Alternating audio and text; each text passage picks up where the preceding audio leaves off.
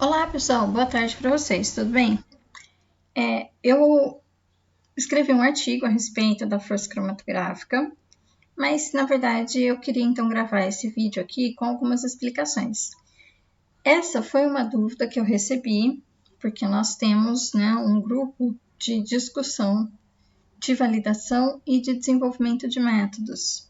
E eu recebi, na verdade, essa dúvida de uma aluna que participou de um dos nossos cursos. Então, a dúvida é a seguinte: não entendi muito bem como se realiza o ajuste da força do solvente através da tabela do fator força-peso do solvente. Poderia explicar um pouco e talvez dar algum exemplo? Bom, eu estruturei aqui uma resposta que começa do começo, né? Na verdade, que tenta aí fazer uma contextualização do porquê que a força cromatográfica é tão importante no nosso desenvolvimento de método. Quando a gente fala de cromatografia, estamos falando de uma técnica de separação devido a afinidades que os nossos compostos vão possuir pela fase móvel e pela fase estacionária. E a fase móvel, na cromatografia líquida, desempenha um papel muito importante. Então, se a gente controla a força da mistura de solventes que vai ser empregado como fase móvel, nós conseguimos fazer com que a separação ocorra mais ou menos. Quer dizer, que se obtenha uma resolução entre os picos cromatográficos de uma maneira maior ou menor. Quando a gente olha aqui, a equação de resolução, então o que a gente consegue perceber facilmente é que nós vamos ter uma influência muito grande da eficiência. Então, a eficiência, em geral, está relacionada principalmente com as características da nossa coluna. Então, colunas mais eficientes vão fazer que nós tenhamos picos cromatográficos mais estreitos e, portanto, a separação vai ser muito mais facilitada, por conta aí dos picos serem estreitos e altos. Isso também facilita a sensibilidade do nosso método. Porém, a resolução também depende da seletividade. A seletividade está relacionada principalmente com fatores químicos e tem a ver, então, com como que a gente vai conseguir fazer a seleção de um analito em relação ao outro, a distinção de dois compostos químicos diferentes. Aqui a gente vai ter influência também da fase estacionária, que está na nossa coluna, mas também devido a relações aí da própria interação da fase móvel.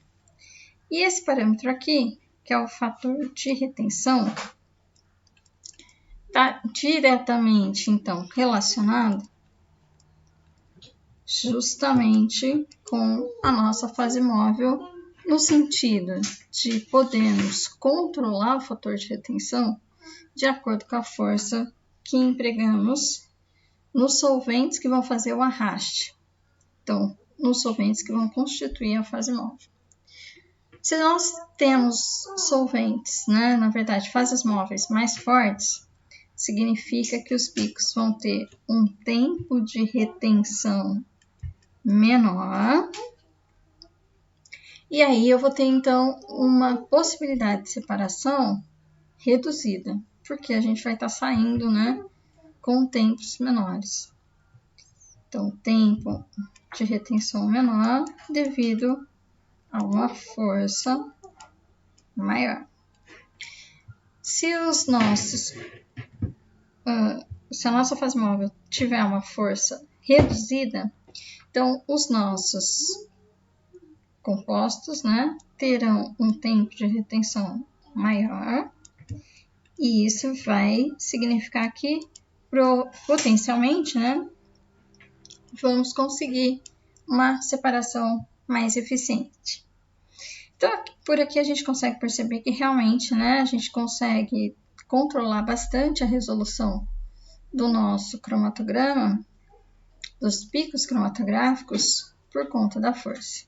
Então, essa é a parte mais fácil de, na verdade, otimizar durante um procedimento de desenvolvimento. Então, se a gente está pensando em desenvolvimento de métodos, antes, é claro, de trocar uma coluna para poder substituir as características da fase estacionária, uma fase estacionária de menor diâmetro, uma coluna de menor diâmetro, uma fase estacionária mais seletiva, então tudo isso vai implicar em maior consumo de dinheiro, porque eu vou ter que, na verdade, trocar a coluna.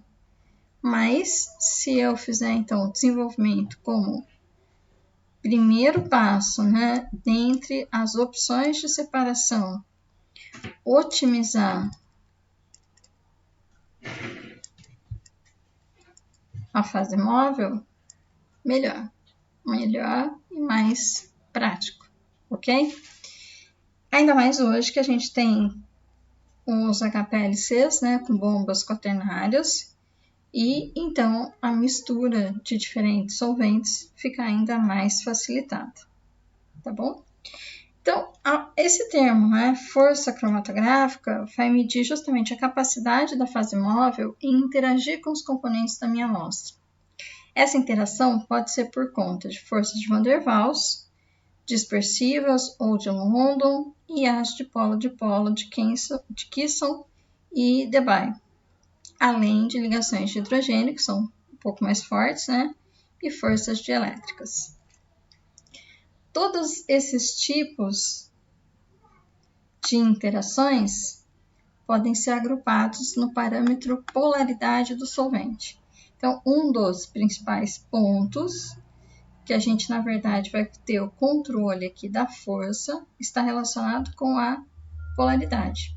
Então, essas interações vão acontecer de acordo com a maior ou menor polaridade em relação à própria polaridade dos constituintes que eu quero separar. Nessa questão de força, então, eu vou ter aqui como parâmetro indicativo a série helotrópica. Então, a gente vai ter uma tabela que vai dispor essa série helotrópica justamente ordenando do menor para o maior e relacionando, então, com a própria polaridade. Dependendo do tipo de eluição que a gente vai estar trabalhando, então, se eu estiver falando de uma fase reversa, aquele solvente mais apolar vai ser mais forte, porque a fase estacionária também tem características mais apolares, então vai competir melhor. E se eu estiver falando de uma fase normal, onde a fase estacionária é mais polar, o solvente também mais polar será mais forte, ok? Para construir essa série helotrópica, deixa eu mostrar para vocês a tabela aqui.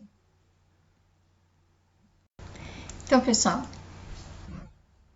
essa é a tabela de série helotrópica, né? Na verdade, aqui a gente tem a série helotrópica, considerando, então, o solvente pentando, que foi atribuído aqui um valor 0. Então, esse daqui foi o ponto, né, 0 da nossa ordenação, mais ou menos arbitrário, né? Então, considerando que o pentano seria o solvente mais apolar dessa série. E a partir dele, né, foram então relacionados aqui essas forças de eluente, que são representadas pelo ε0, e que vem na sequência, colocando então do mais apolar até o mais polar dessa lista, que seria o metanol, ok? Então aqui a gente vai ter o hexano, o heptano, com forças bem reduzidas, até chegar aqui na acetonitrila, já um solvente mais empregado em fase reversa, né, com 0,52 de força diluente, até o metanol, então, com 0,70. Aqui nessa tabela também foi adicionado, né, essa coluna, que na verdade não está relacionada com a força, mas sim com outra característica que pode ser interessante, que é o cutoff, né, que a gente chama no ultravioleta, que na verdade é o comprimento de onda, que seria interessante aí visualizar para ver se esse solvente não atrapalha na detecção UV.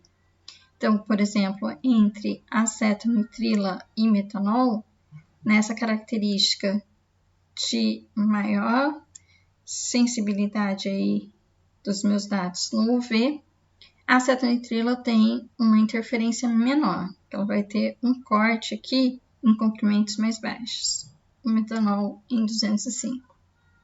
Ok? Então, essa daqui, né, é a série de força. A gente emprega essa série aqui para tentar visualizar, então, como que eu poderia tornar a minha fase móvel mais forte ou mais fraca.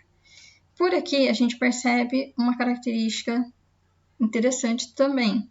Então, por exemplo, se eu quiser substituir, se eu estou trabalhando com compostos mais polares, né, que eu quero separar, se eu colocar a mesma proporção de metanol, ele vai ser mais forte do que a mesma proporção de acetonitrilo, ok?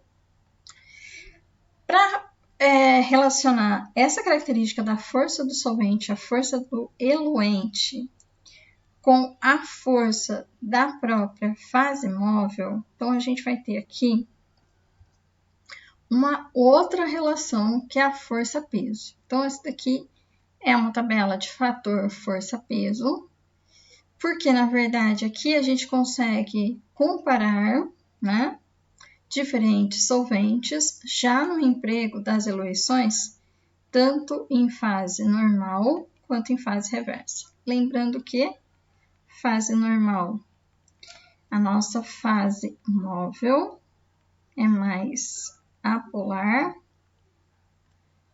do que a fase estacionária. E na fase reversa ocorre o contrário. A nossa fase móvel é mais polar do que a fase estacionária. Esses termos de polaridade são, na verdade, relativos, né? Porque depende de quem eu estou comparando. A fase reversa realmente é a que a gente mais emprega, né? É a forma de eluição mais empregada, com mais de 90% aí das nossas aplicações do HPLC. E um exemplo aqui típico, né, de fase móvel seria uma composição de água e metanol,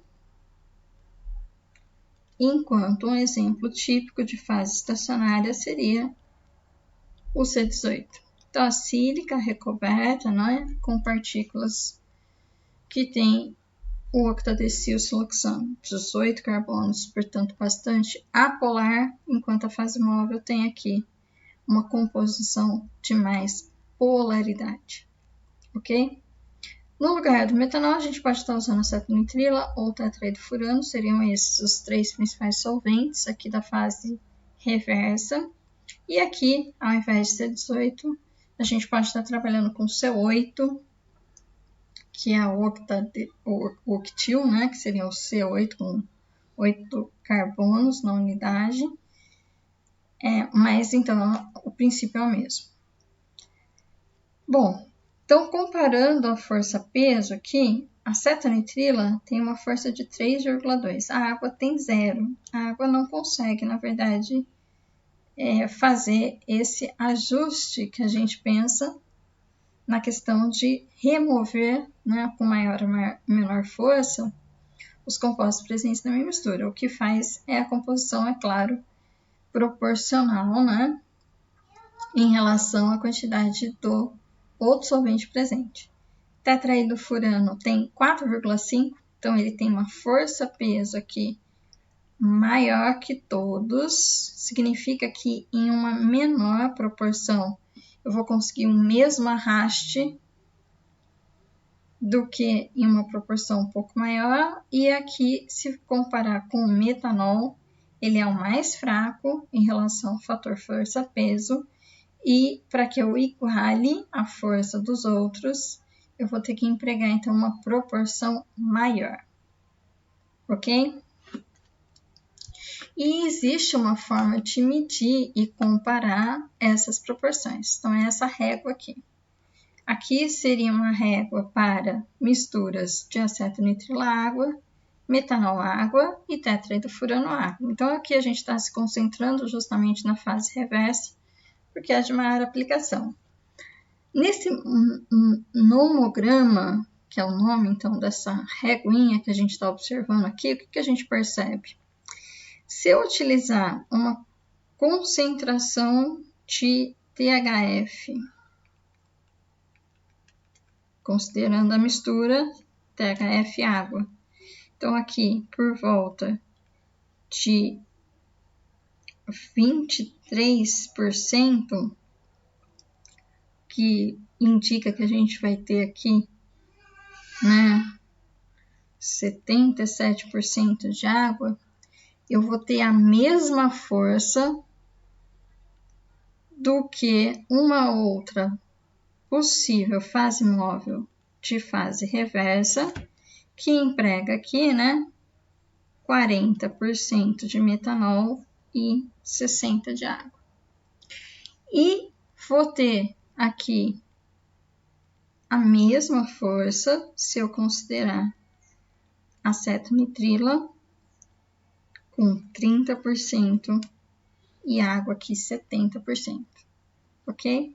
Então, isso por quê? Porque o nosso tetraidrofurano é mais forte do que a acetonitrila e a acetonitrila é mais forte do que o metanol. Então, o que significa que se eu usasse qualquer uma dessas três proporções aqui, trocando o solvente, eu teria a mesma possível, né, separação por conta da força da fase móvel ser igual, tá bom? E aí, eu controlo, né, quanto de solvente, então, eu vou empregar na própria fase móvel em relação ao K que eu quero. Então, se eu quero que todos tenham uma boa afinidade e eu estou trabalhando com componentes aí em um número razoável, aí eu estou trabalhando com K que deve ser entre 1 e 10. Se eu estiver falando de múltiplos componentes, então mais de 20 em geral, mais de 10 pelo menos, eu uso aqui uma referência de 0,5 a 20, para um K bom. Para fazer esse ajuste do fator de retenção, eu posso trabalhar então com a otimização do método no modelo antigo, que é o OFET. Então, o OFET significa a otimização realizada um parâmetro por vez, tentativa e erro. Eu troco a composição, a proporção de solventes e verifico o resultado até chegar num ponto ótimo. Hoje em dia, né, as abordagens mais sistemáticas vão empregar o Quality by Design aplicado a desenvolvimento analítico, e isso vai ser feito através de planejamento de experimentos e vai ser feito então com fatoriais para reduzir o número de experimentos e mapear as regiões ótimas. Então, pelo Quality by Design, a gente vai ter um gráfico com uma curva de contorno e vai conseguir identificar realmente qual que é a direção do ponto ótimo. Bom, para iniciar esse processo, como é que a gente faz? Então, em geral, a gente faz o seguinte. Primeiro, eu coloco uma quantidade de solvente, então uma força alta, bem alta, mais alta. E todos os picos saem praticamente no tempo morto, todos juntos. Daí eu vou reduzindo de acordo com a característica inicial que eu obtive na tentativa de separar. Então, aqui, por exemplo, 100% de metanol não separou nada, era esperado que não separasse. Aí aqui já um segundo chute foi para 75% de metanol, separou bem o primeiro do segundo pico, mas não separou completamente o segundo do terceiro pico. né? No caso aqui, 3 compostos. Com 60% de metanol, então aqui eu enfraqueci a fase móvel. Então aqui eu tenho uma fase móvel mais fraca, com maior porcentagem de água, menor porcentagem de orgânico. Então aqui eu estou com 60%. O K aumentou, o fator de retenção aumentou e foi possível separar os 3 compostos. A partir daí, só aumenta, né, a separação. Aqui, inclusive, foi testado o oposto desse ponto, que é o 25,75. E aqui a gente já está com uma separação que é excessiva. Então, o controle aqui da proporção poderia ser feita realmente pela observação do resultado, ok? Se a gente tiver, por exemplo, aqui, né, os 2 primeiros separaram bem e o último não separou tão bem. Se isso se mantiver e tiver uma dificuldade pontual de separação entre 2 compostos e eu vou aumentando o tempo, vou aumentando o fator de retenção e mesmo assim tem 2 compostos que não separam, é porque aí eu preciso mexer em outro parâmetro. Ou eu tenho que mexer na seletividade, ou eu tenho que realmente empregar um gradiente, né? Eu não consigo trabalhar só com uma proporção de fase móvel, mas sim com uma força que se altera durante a análise para conseguir a otimização desejada, tá bom? Bom, e aqui, né, nós temos alguns exemplos aplicados para cromatogramas, né? Mostrando algumas tentativas. Então, aqui nesse primeiro caso, eu estou com 41% de acetonitrila, que é um solvente mais forte do que metanol, né? Naquela razão de fator de força-peso, a gente viu isso. E aí, com 41%, não separou. A gente reduziu para 30%, então aqui eu diminuí a força.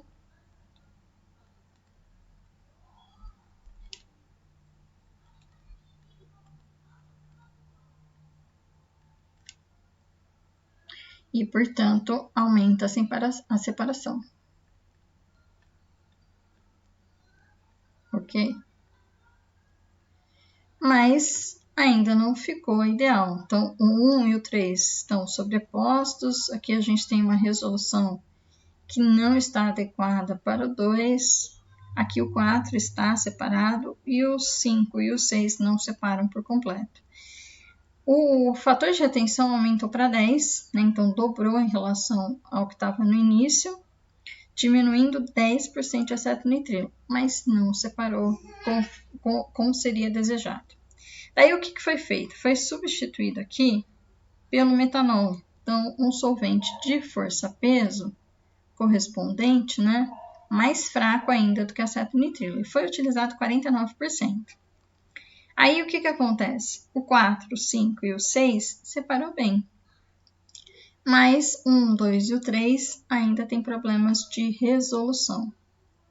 Aqui o que a gente consegue perceber, o fator de retenção está 10, como está aqui, mas a separação está bem melhor, mesmo com uma quantidade maior de metanol. Então, aqui a gente tem 2 fatores afetando de fato. Então, a gente tem aqui uma diminuição da força do solvente, mas a gente tem também uma mudança de seletividade. Aí, o que foi feito nesse último cromatograma aqui? 21% de tetraidrofurano, que é um solvente mais forte do que metanol e do que acetonitrilo. Então, eu consigo trabalhar com uma proporção de solvente menor, mas ainda assim consigo ter um bom arraste. Só que o que aconteceu? 1, 2, 3 separou um pouco melhor do que antes, o 5 está bem separado, mas houve uma inversão aqui. Então, o quarto pico ficou mais retido e inverteu aqui a posição do 5 e o 6, vindo a coeluir com o sexto pico. Então, aqui a gente também está vendo uma alteração não só da força, mas também da seletividade. Ok? E aqui, por último, a tentativa da otimização foi uma mistura ternária. Então, 11% de acetonitrila, 12% de tetraidrofurano, com uma força aqui dissolvente, então, somada de 23% e 77% de água. Então, mantendo aqui o mesmo fator de retenção, tá vendo? Mesmo fator.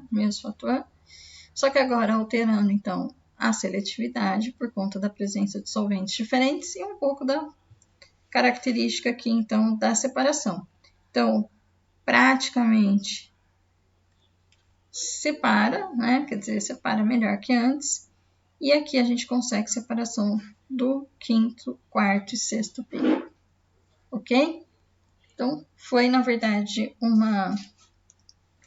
um exemplo, né, com várias situações acontecendo, mantendo basicamente o mesmo fator de retenção, mas também usando outros recursos para ainda obter a separação.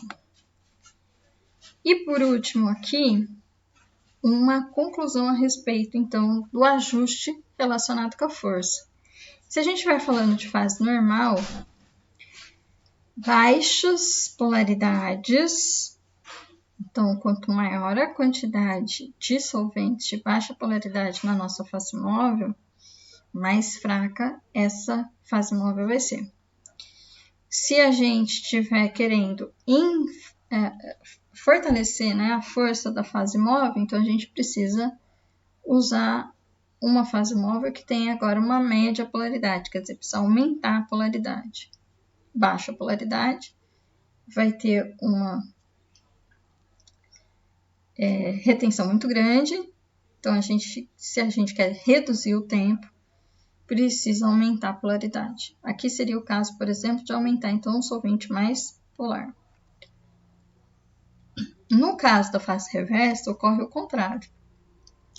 Então, eu vou ter uma retenção maior, portanto, uma força mais fraca, quando eu estiver trabalhando com proporções altas de solventes de alta polaridade. Se eu quero fazer com que o arraste, o arraste aconteça mais rápido, eu preciso usar um solvente mais apolar. Então, eu preciso reduzir a polaridade do meu solvente. Seria dizer aqui que eu vou precisar, então, aumentar a proporção de um solvente mais apolar em relação à água, reduzindo a quantidade de água. Ok? Qual que é a ordem que a gente vai observar? Também vai ser a oposta que a gente observa com fase normal.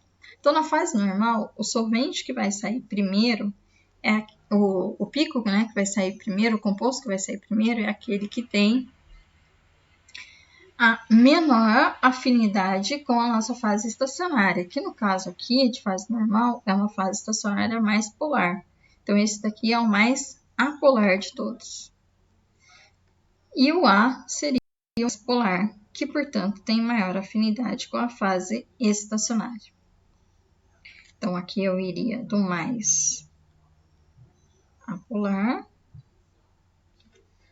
E, por último, eu teria o mais polar, na ordem de eluição.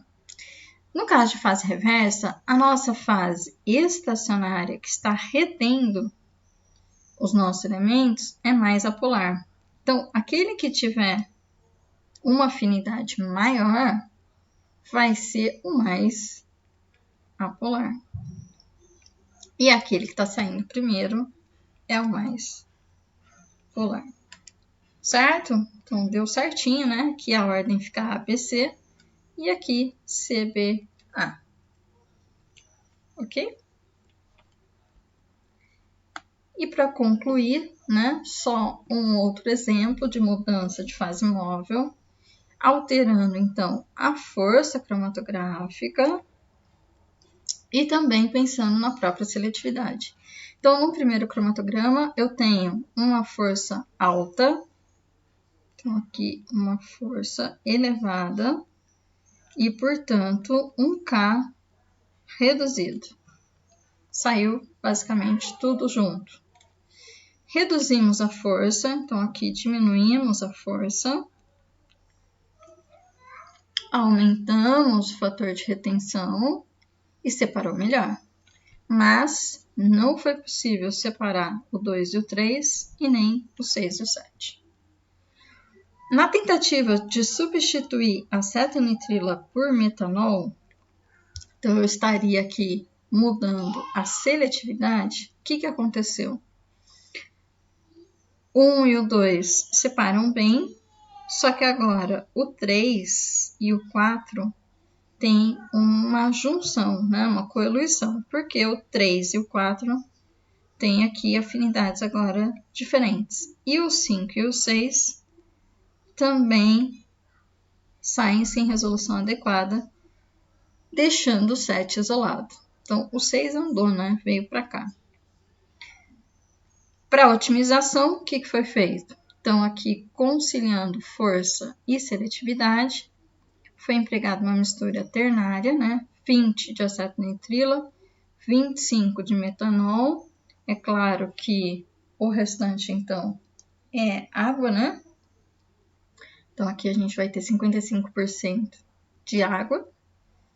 E separou todos os picos com resolução adequada.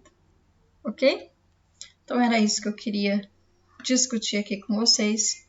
Qualquer dúvida, escrevam para Cromval Lab, né? cromvallab@gmail.com. Nos sigam nas redes sociais para ficar por dentro aí de outras postagens, né? De outros materiais aí. Acompanhem os nossos cursos.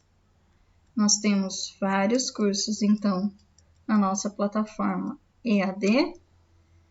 E esses cursos têm 1 hora de mentoria, né? Além do material, então, disponibilizado na plataforma. Ok? Muitos cursos de cromatografia, validação, estatística, estabilidade, produto de degradação, com foco aí prático e aplicado. Até um próximo vídeo e até mais para vocês. Tchau!